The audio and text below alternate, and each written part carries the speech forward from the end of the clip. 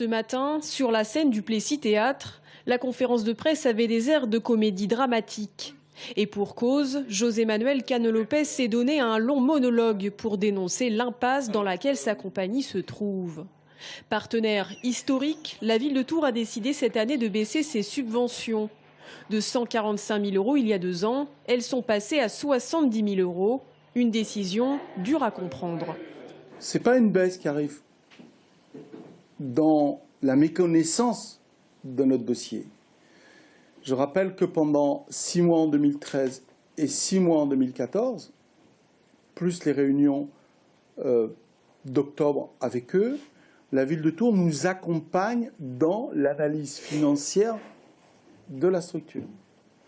Et que par conséquent, la ville de Tours sait parfaitement, et les services financiers, qu'avec une baisse de 52% en 2 ans et de 34% cette année-là, la compagnie n'est pas viable. De son côté, la mairie assume ses choix et précise que la subvention pour la compagnie Cano Lopez représente encore 70% des subventions théâtre de la ville.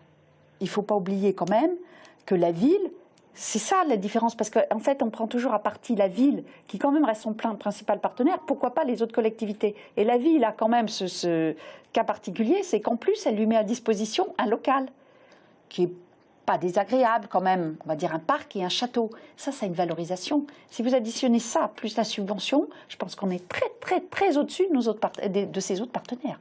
Un cadre idéal que la troupe occupe depuis 1998, mais qu'elle va devoir quitter en janvier 2016 pour cause de travaux.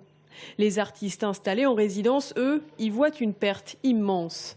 On nous dit vous irez répéter ailleurs, mais des lieux comme celui-ci, bon, aller travailler mon violoncelle ailleurs, c'est possible, mais pour certains qui viennent danser, par exemple, aller bosser dans d'autres salles, à moins d'avoir vraiment des lieux qui soient déjà au niveau de la place, au niveau des lumières, au niveau du plateau pour danser, enfin, on ne trouve pas ça partout. Donc. Malgré les multiples réunions et la récente visite du site de Serge Babary et Christine Beuzelin, José Manuel Cano Lopez, lui, dénonce un manque de dialogue. Ni Jean Royer, qui est le premier à nous avoir soutenus, ni Jean Germain ne se sont comportés de cette manière-là, même si nous n'étions pas forcément toujours d'accord sur les projets à venir.